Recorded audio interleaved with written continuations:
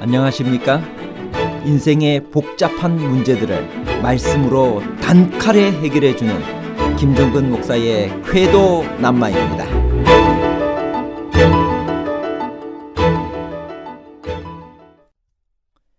여호수아의 인도 아래 가나안 정복 전쟁을 마치고 각 지파에게 약속의 땅을 분배하는 일이 시작되었습니다.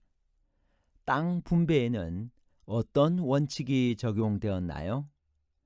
가나안 땅 분배를 위한 1, 2차 제비 뽑기는 모두 각 지파의 대표들이 뽑았나요? 아니면 1차와 2차 제비 뽑기에 참석한 사람은 서로 다른가요?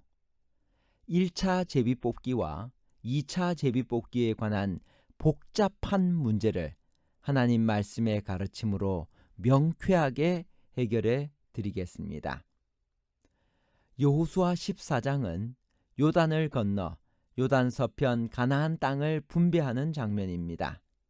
어떤 방법으로 땅을 분배했나요? 여호수아 14장 1절 2절.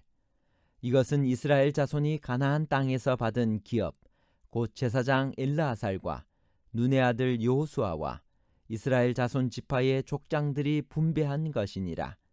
여호와께서 모세에게 명령하신 대로 그들의 기업을 제비 뽑아 9지파와 반 지파에게 주었으니 대제사장 엘르아살과 여호수아와 각 지파의 족장들이 모여서 제비를 뽑아 결정했습니다. 땅에 비옥하고 박한 것 혹은 해변과 산지 또는 북쪽과 남쪽 등 각 지파의 이해관계가 얽혀 있기 때문에 제비를 뽑는 것이 가장 공평했을 것입니다. 또한 인구수에 따라 땅을 분배했습니다. 수가 많으면 넓은 땅을 줄 수밖에 없었습니다. 이 두 가지 방법을 어떻게 조화시켰는지 자세한 내용은 나오지 않습니다. 어느 지파가 요단 서편 땅을 기업으로 받았나요? 어떤 지파가 기업을 받지 못했나요? 그 이유는 무엇인가요? 여호수아 14장 2절에서 4절입니다. 여호와께서 모세에게 명령하신 대로 그들의 기업을 제비 뽑아 9지파와 반 지파에게 주었으니 이는 2지파와 반 지파의 기업은 모세가 요단 저쪽에서 주었으며 레위 자손에게는 그들 가운데에서 기업을 주지 아니하였으니 이는 요셉의 자손이 므낫세와 에브라임의 2지파가 되었습니다. 이 땅에서 레위 사람에게 아무 분깃도 주지 아니하고 다만 거주할 성읍들과 가축과 재산을 위한 목초지만 주었으니 레위 자손에게는 그들 가운데 기업을 주지 않았습니다. 가데스 바네아에서 가나안의 정탐꾼으로 뽑혔을 때 갈렙의 나이는 몇 살이었나요? 지금은 몇 살인가요? 여호수아 14장 7절 10절. 내 나이 40세에 여호와의 종 모세가 가데스 바네아에서 나를 보내어 이 땅을 정탐하게 하였으므로 내가 성실한 마음으로 그에게 보고하였고 이제 보소서 여호와께서 이 말씀을 모세에게 이르신 때로부터 이스라엘이 광야에서 방황한 이 45년 동안을 여호와께서 말씀하신 대로 나를 생존하게 하셨나이다. 오늘 내가 85세로 돼 가데스 바네아에서 갈렙의 나이는 40세였습니다. 그렇다면 38년 후 가나안에 들어갈 때가 78세였을 것입니다. 지금 자기 나이가 85세라고 말하니 가나안 정복을 시작한 지 벌써 7년이 지난 것입니다. 요세푸스의 기록에 의하면 이때 여호수아의 나이는 92세로 갈렙보다 7살이 더 많았다고 합니다.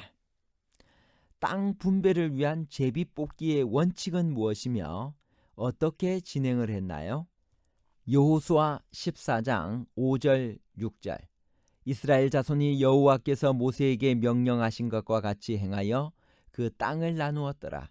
그때 유다 자손이 길갈에 있는 여호수아에게 나아오고. 여호수아 18장 10절.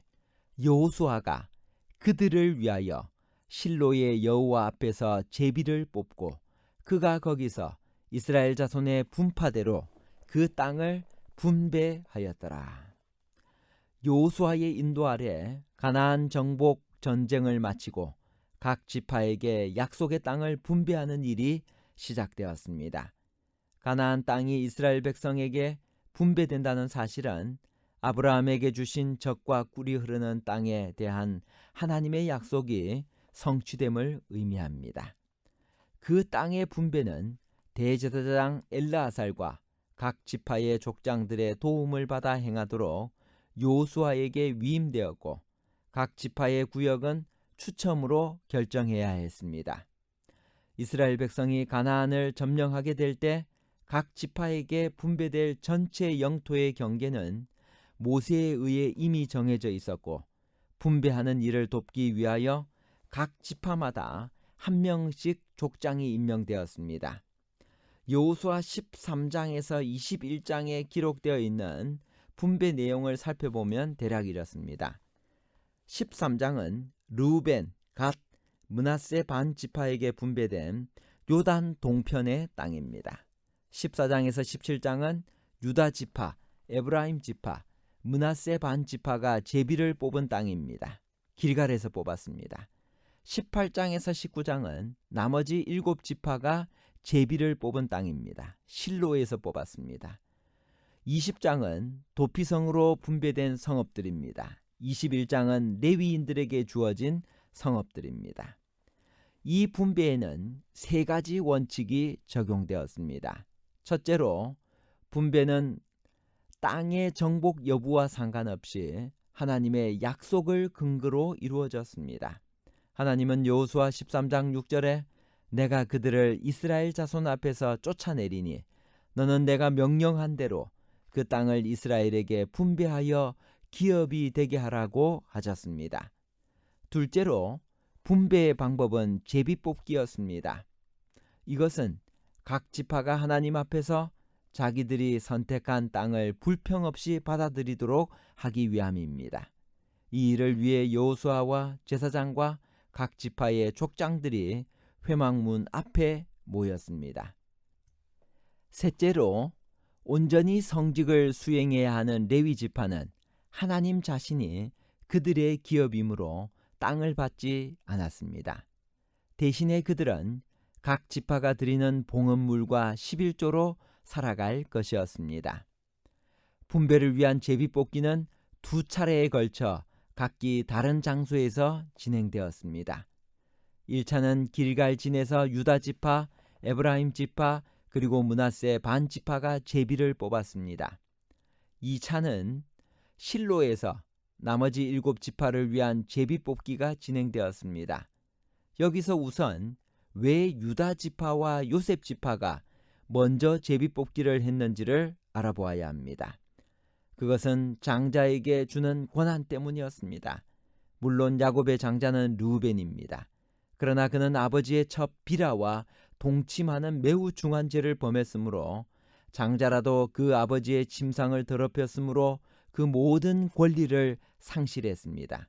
그리하여 장자에게 주어지는 특권들이 다른 형제들에게 분산되었습니다. 메시아의 조상이 되는 권리는 유다에게 돌아갔고 두 몫의 상속은 요셉에게 돌아갔고 제사장 직분은 레위에게로 돌아간 것입니다. 부조와 선지자 235페이지에 제사장 직분은 레위에게, 나라와 메시아의 허락은 유다에게, 기업의 두 몫은 요셉에게 배당되었다고 말씀하십니다. 이런 이유로 제사장 직분을 받은 레위 지파를 제외하고 유다와 요셉 지파에게 제비뽑기를 먼저 할 특권이 주어진 것입니다. 2차 제비뽑기는 지파 대표들이 직접 하지 않고 여호수아가 그들을 위해 제비를 뽑아 주었습니다. 그는 각 지파에서 3명씩 선출된 사람들이 땅을 직접 살펴보고 평가하여 그리운 것을 보고 전체 땅을 7부분으로 나눈 다음에 내가 여기서 너희를 위하여 우리 하나님 여호와 앞에서 제비를 뽑으리라고 했습니다. 이렇게 한 것은 최대한 공정하게 분배하기 위함이었습니다. 분배는 지파의 크기에 따라 수가 많은 자에게는 많이, 수가 적은 자에게는 적게 주게 되었습니다. 물론 이때 분할한 땅은 지역들을 개괄적으로 나타내는 것에 불과했습니다. 구체적인 경계는 백성의 지도자들이 결정해야 했습니다. 전체적인 땅 분배는 특별한 섭리의 인도로 이루어져 각 지파의 영토 분배에 관한 야곱과 모세의 예언과 일치하게 되었습니다. 결론입니다. 첫째, 가나안 땅 분배를 위한 제비뽑기는 두 차례에 걸쳐 각기 다른 장소에서 진행되었습니다. 일체는 길갈진에서 유다 지파, 에브라임 지파 그리고 므낫세 반 지파가 제비를 뽑았습니다. 둘째, 2차는 실로에서 나머지 7 지파를 위한 제비뽑기가 시작되었습니다. 2차 제비뽑기는 지파 대표들이 직접 하지 않고 요수아가 그들을 위해 제비를 뽑아 주었습니다. 셋째, 2차 제비뽑기는 유다 지파와 요셉 지파가 먼저 뽑았는데 그것은 장자에게 주는 권한 때문이었습니다. 감사합니다.